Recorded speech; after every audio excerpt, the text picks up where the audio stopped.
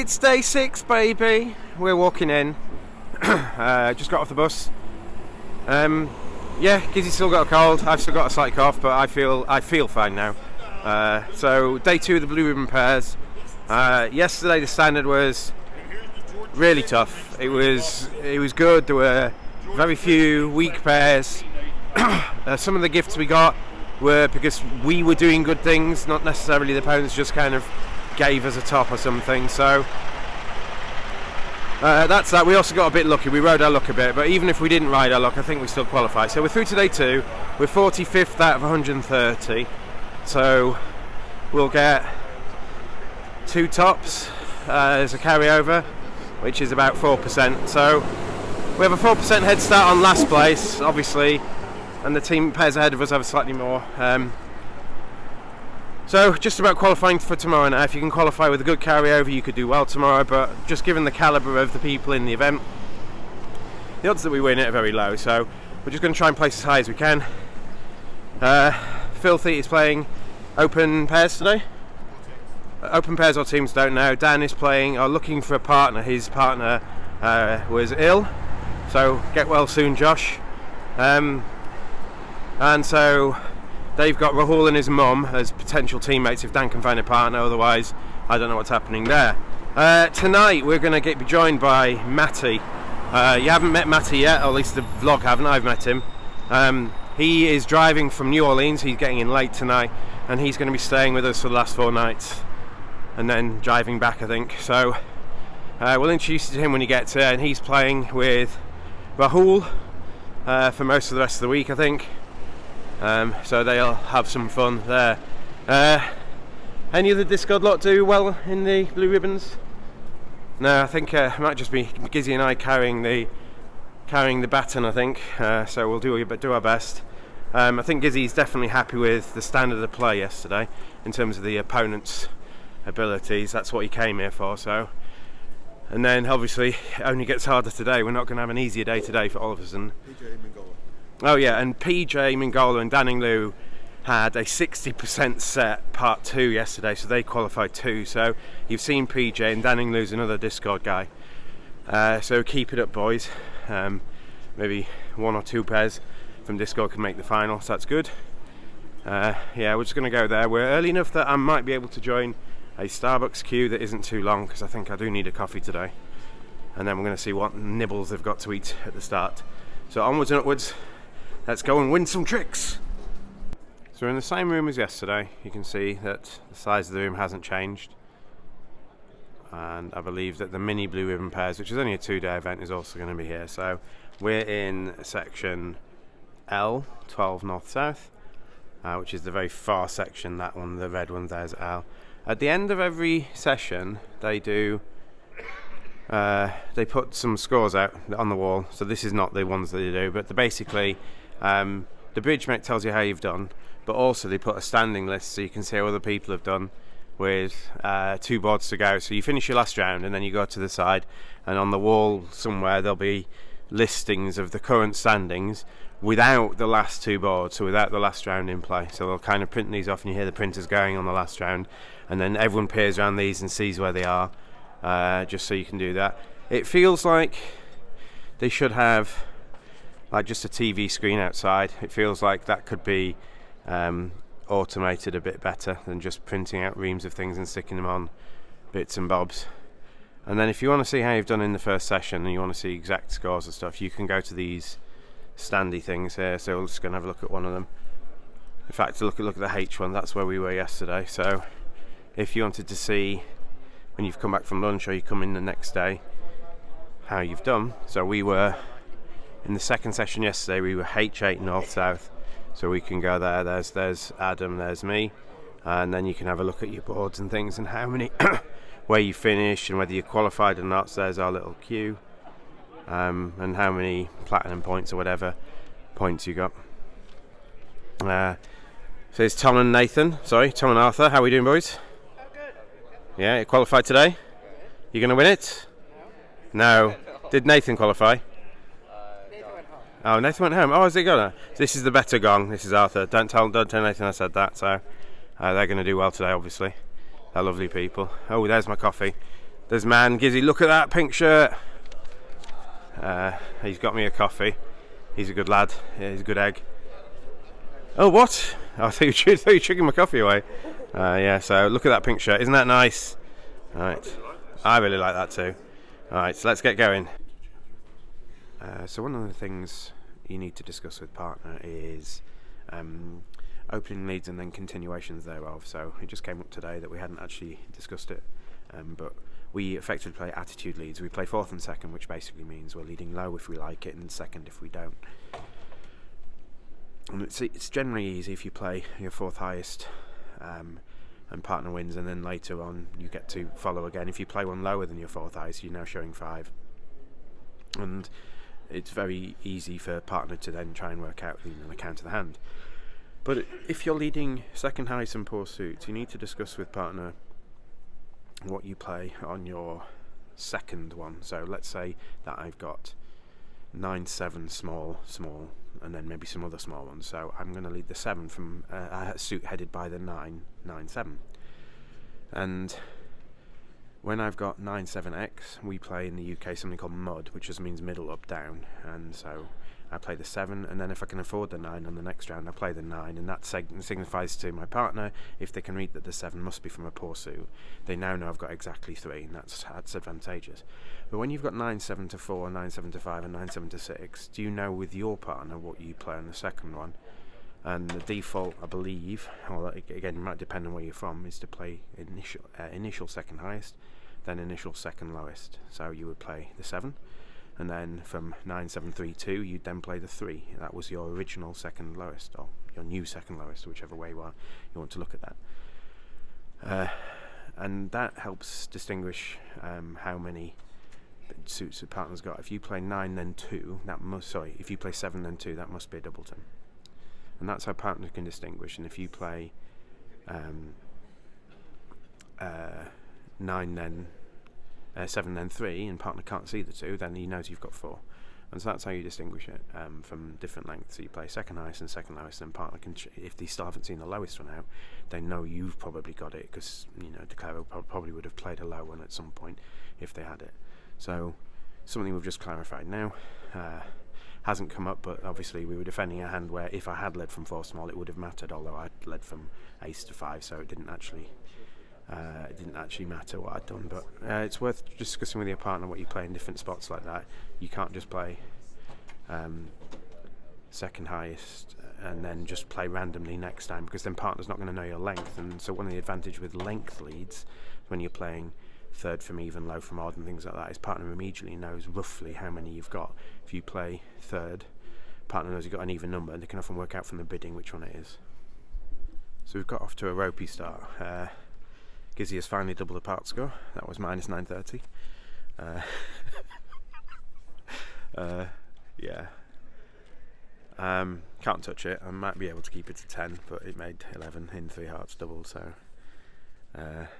that was not a good board. We've had a couple of others have not been, have dropped a trick potentially, so maybe got 3 boards we could have done better on. But I get to 4 hearts on this auction.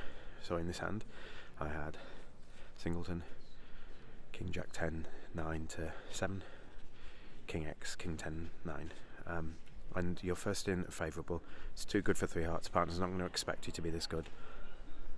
So I bid 4, open 4, and it might be the wrong thing to do. Might force them to 4 spades when they wouldn't have otherwise bid it or something. But it might keep them out of spades if neither hand's got an overcall at the 4 level. This might get, I might just go for 150, going 3 off or something when they're called for game. So who knows? You're just putting it, again, all about match points, putting the pressure on. In fact, bridge in general, the more pressure you put on. This goes pass, and so I'm playing 4 hearts on this auction, and delete the king of spades, and dummy goes down with what you can see. Well, this is great. If hearts are 3-1, it's very likely they're going to make 4 spades. Potentially. I mean, obviously we might be able to make 3 diamond tricks, we might be able to make 2 club tricks, but who knows. But if we haven't got a spade trick, and if hearts are 3-1, we haven't got a heart trick either. So 4 spades may not, but 4 hearts also has play. If you look at your losers, you've got 1 heart to lose and 1 spade to lose definitely, and the ace of clubs. Well, the queen of clubs could be onside, or the diamonds could be coming in, so there are plays for 10 here. So they went spade, king of spades at trick 1, and my right-hand opponent overtook with the ace and played a trump back. Now that means that the spades are probably likely to be something like 6-4, because the hand on my right is worried that I'm ruffing spades and dummy, so they're trying to stop the spade ruff quickly by taking the first spade and play one back. If they had 5, they wouldn't be as worried that I'm ruffing spades and dummy. So he went ace of spades, spade back. Now if clubs are 4-2, they've missed their club ruff. So for example, if someone's got doubleton club, they can get a club ruff because they've got the ace hearts to get in with. They can just duck a club and then play ace and another club when the next in, when they get in with the ace of hearts. So they played a heart back, I played the jack of hearts, he won the ace, and he played a second spade, so I ruffed it. And now I've got the choices about what to do, how to try and make this. Now I can play for diamonds to behave, or I could play for the queen of clubs on side. I've got 2 entries to dummy with the ace of diamonds and the queen of hearts to play clubs towards my hand. And the other thing they could do is when I play a club off, they might fly in with the ace without the queen, and then I might have some sort of squeeze, like a sharp squeeze or just a regular squeeze or something like that, with the club finesse as a last resort. So that's what I did. So it's gone spade to the ace, heart to the ace, second spade I ruffed. I played a heart to the queen and hearts for 2-2. Well, that means 4 spades probably isn't making. So now I just have to make 4 hearts, because obviously 4 spades isn't making. Anyone bidding 4 spades is going negative on their side, which gives us a positive, which means to get a good board I have to make 4 hearts. But 3 spades is making, so if those people open 3 hearts, it might go 3 spades pass, and maybe that's what I'm trying to compete against. So making this will be great. So I play a second heart to the queen and it holds, and it hearts 2-2, so I play a club off, and my right hand opponent thinks a bit and goes in with the ace. So that could mean that they've got the ace and the queen, or it might just be right to go in with the ace. But what they didn't do is play a second club back. They played another spade, and I roughed this. Now if they had ace empty to 3 or 4 clubs or something, looking at that diamond suit, they're probably going to play a second club. They're playing their partner for the king of clubs, or trying to set their partner's queen of clubs up or something like that, worried that these diamonds are coming in. And so the fact that he is never looking to cash out, the fact he tried to stop the ruff, I think he's got the queen of diamonds, and I also think he's got the queen of clubs. That's my right hand opponent, because he's not worried about these diamonds coming in, which probably means he's got a guarded queen of diamonds. He knows that he can't come in, and he didn't play a second club, which probably means he's got the queen of clubs. Why would he not play a club back with ace empty to 3 or ace empty to 4, and try and set the clubs up? So I don't know. So under that impression, I can make it on a sharp squeeze. So what I did, I just played all of my remaining hearts, and I unblocked the jack of clubs, so I left dummy with a small club and ace jack 10 of diamonds, and I came down to king x in both minors. And I knew I'd got him when he started thinking. He started thinking a trick before he's actually squeezed. And he ended up bearing the queen of diamonds and keeping queen to 3 clubs. So when I played the king of diamonds, the queen falls, and I just make 10 tricks. But if he keeps queen x, I've got him as well. And if he keeps queen to 3 diamonds, he has to bear the queen of clubs. So it's called a sharp squeeze, because at the time when at trick 12, when I play a club off dummy, his queen pops up and it shows up. If you can read it right, you might even be able to drop queen doubleton offside. If you can get the count of the hand right. If you think he's keeping 3 or 4 low clubs or something, and then or whatever, if he's discarded clubs and trying to keep the queen of diamonds, then at the end you might be able to play a club off, and you might have thrown too many clubs away from a 4-card club suit that you're able to drop the queen doubleton offside. So if you can read it right, you can always make that. But his hesitation just kind of told me I was going to make that several tricks before I did. So you have the following hand. You have an 11 count, and you're vulnerable, so obviously you open it. You open it 1 club, which is at least 2 card suit. All 11 to 13 balanced will go through a club. In fact, all balanced hands that don't open a no trump will go through a club. So that's what you open, and partner bids 1 diamond showing hearts. Instantly, before I've even alerted the 1 diamond, the next hand bids 4 spades. That man has his bid. He's vulnerable, he's bid 4 spades, so alright. So I pass. I'm going to action, he goes pass, and we're vulnerable too, and partner bids 5 clubs. So he backs in with 5 clubs. This goes 5 diamonds on my right. I double. The next hand, ums and ahs and passes, so obviously that shows diamonds and spades. So this goes past 5 spades, so I double that as well. I've got 2 aces. Partner's bid at the 5 level vulnerable. Partner will have a trick or more. So I'm not worried about this making. It's just more about trying to get the most we can. And you're on lead against 5 spades doubled. What are you leading? I've not promised clubs, so partner's going to have clubs. I don't really want to lead the ace of hearts. I don't want to set someone's king up. If dummy has the king of hearts or something and declare can get to it, if declare's got a void heart or something, declare will have some shape here. So declare is going to be like 11 plus cards in spades and diamonds. So I think it's just right to lead a club.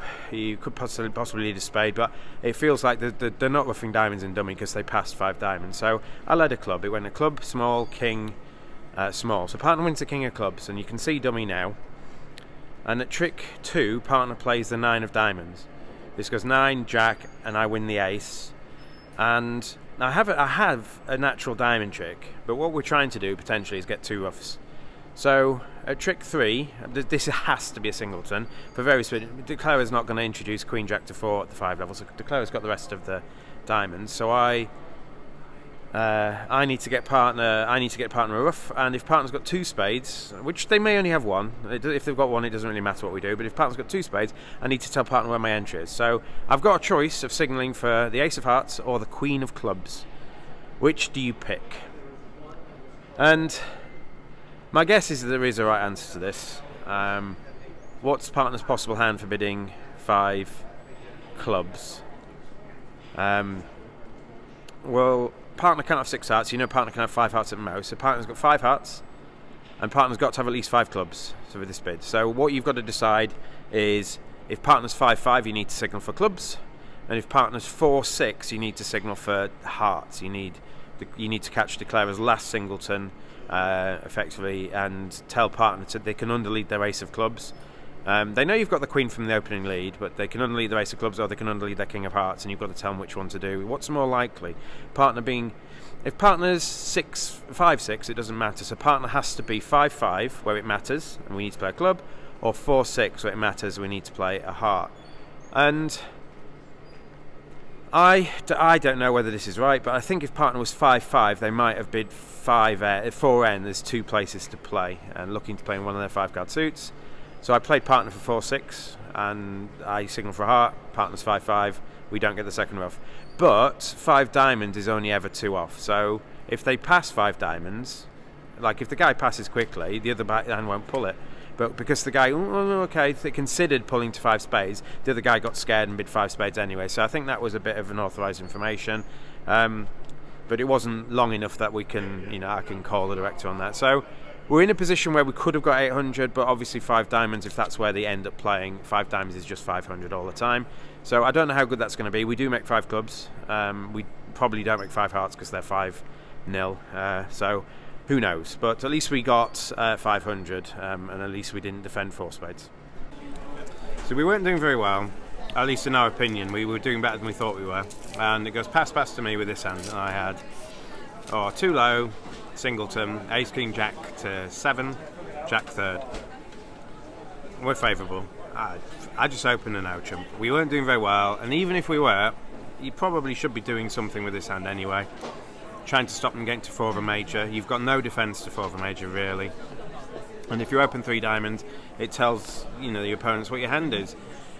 And the way we do this, 3 diamonds to us, would be a much worse hand with 5 diamonds or 6 bad diamonds or something. I'm way too good in our system. 3rd in when partners pass to open 3 diamonds here. So I just open a no trump fairly confidently. And this goes 4 hearts, pass. I'm like, brilliant, okay, pass. Partner, like a hero, led a diamond. And dummy went down with queen 10 4th. So they tried a 10 in dummy. I'm glad they did, because if they just play lower trick 1, it makes it a bit more obvious what's going on when I overtake. But they played the 10, I played the jack, it held.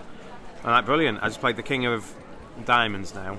And declarer thinks I've got ace king jack to 5 or something, or maybe even ace king jack to 6. But he didn't think he could cost to ruff low, because I must have all the outstanding high card one. He's just trying to work out how he can potentially squeeze me in the black suits or something, given I must have the king of clubs and the queen of spades and so on. I didn't have any of that. And he carelessly ruffed low, so Gizzy gets to overruff with the 8 of hearts. And now He ends up losing one more trick in the black suits to just make 10 tricks when he's called for 11.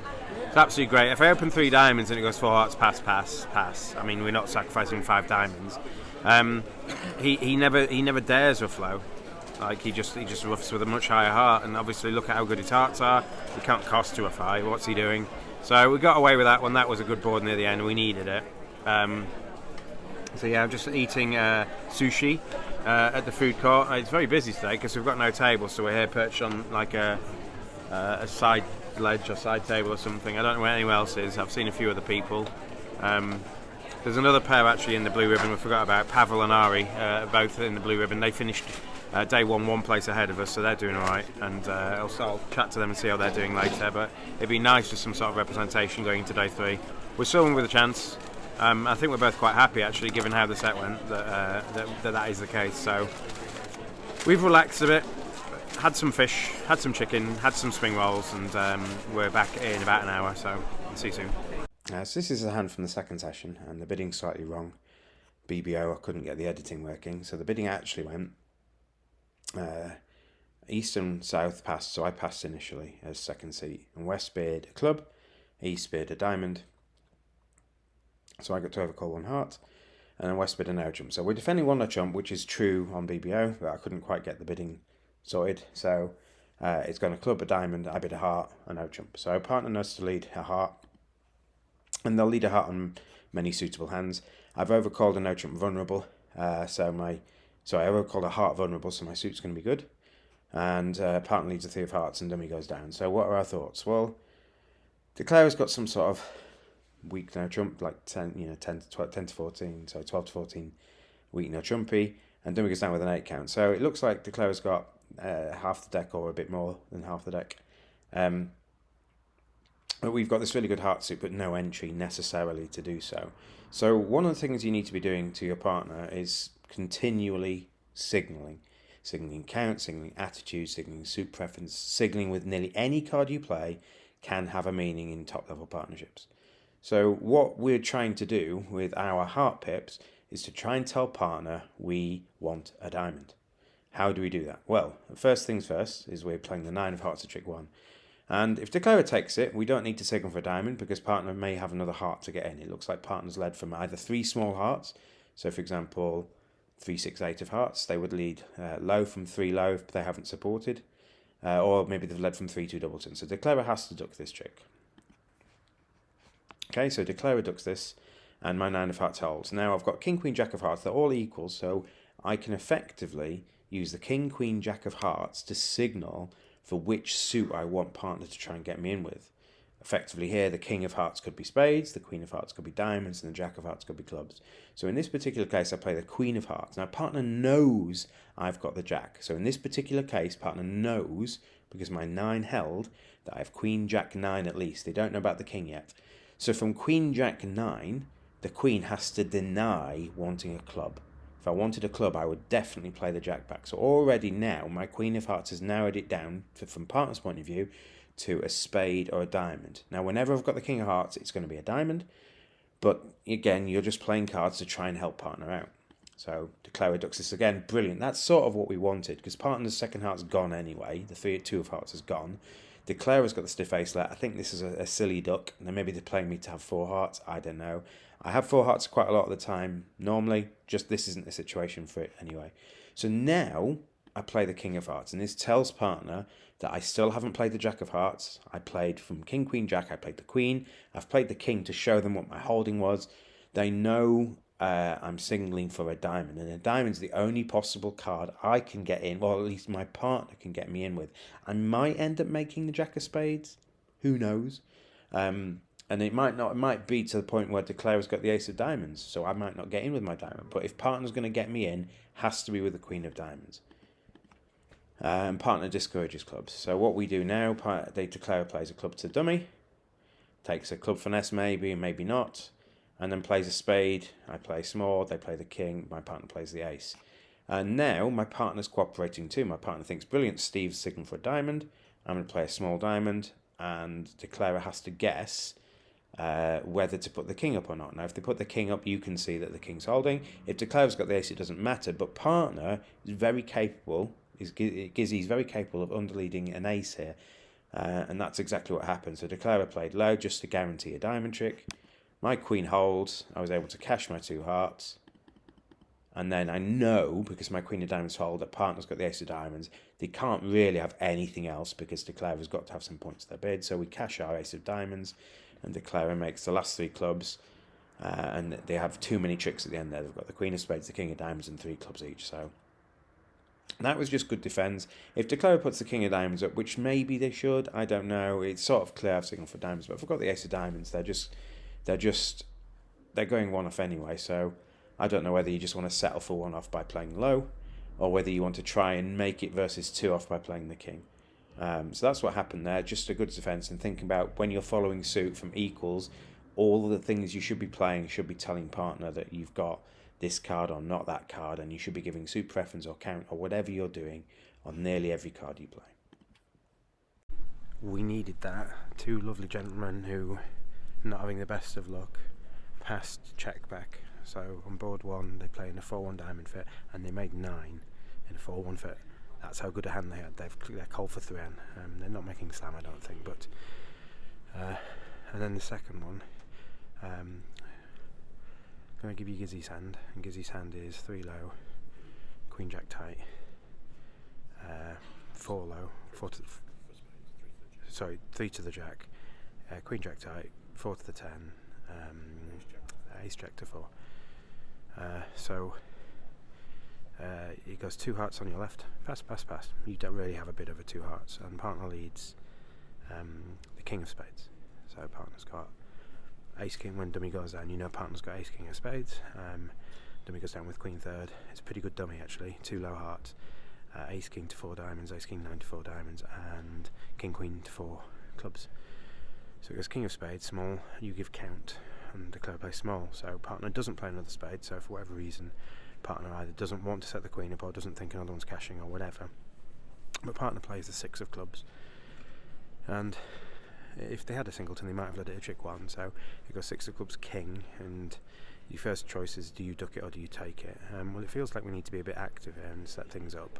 So maybe you take it and play a spade back, maybe whatever. But what actually happened was needed for a good board we had, because he took it, and then rather than playing another club to try and set the jack up, or another spade to make sure partner can get the king, or the ace of spades, Gizzy played a diamond.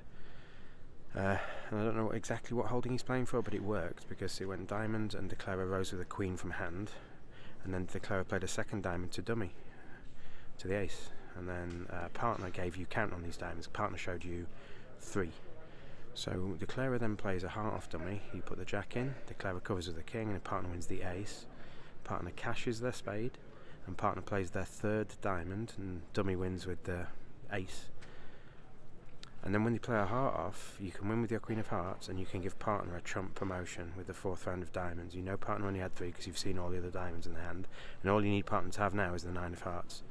So I think it was just a bit of a slip from our opponents. They shouldn't put the queen of diamonds up, they should run it to dummy. You are blocking the diamonds, but you've got the queen of clubs, and the queen of spades is likely to be a winner as well. You don't really need to unblock the diamonds. You've got so many tricks outside hearts now. So it was just a slight error, but it was an error that we needed, I'm afraid. We've not had the best run, but that round was pretty good. So here's to hoping. Do you want to pull a sad face? I've pulled a sad face. Fine, that is a sad face. We didn't make it, but the good news is 1 board probably wasn't good enough. So it's really bad to miss out on qualifying when you're 1 mistake away from qualifying. So we've scored 44% after 47 earlier. We weren't really that close, I think. Too many mistakes throughout the day. Yeah, basically that's it. It's just nothing else to say really. I don't know. I think everything we doubled today made.